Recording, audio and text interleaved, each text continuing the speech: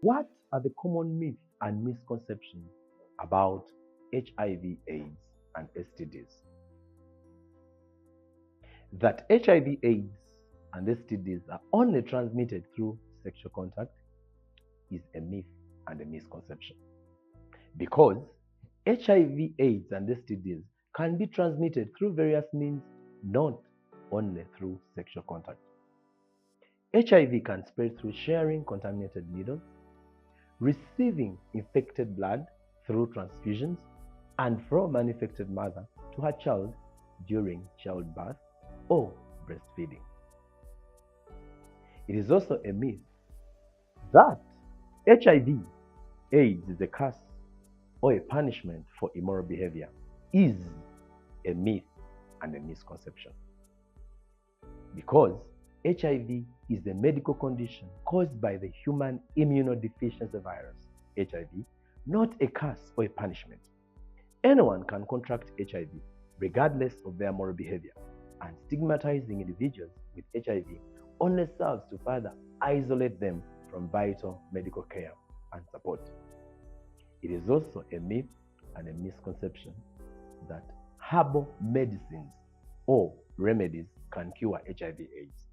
The fact is, while traditional herbal medicines or remedies may have some health benefits, there is no cure for HIV/AIDS.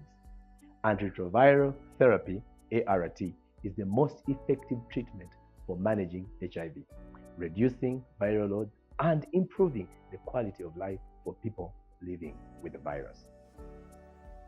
It is also a myth and a misconception that only certain groups of people, such as sex workers or people with multiple sexual partners, are at risk of contracting HIV/AIDS and STDs. However, the fact is, HIV/AIDS and STDs can affect anyone engaging in risky behavior or unprotected sex, regardless of their profession or lifestyle.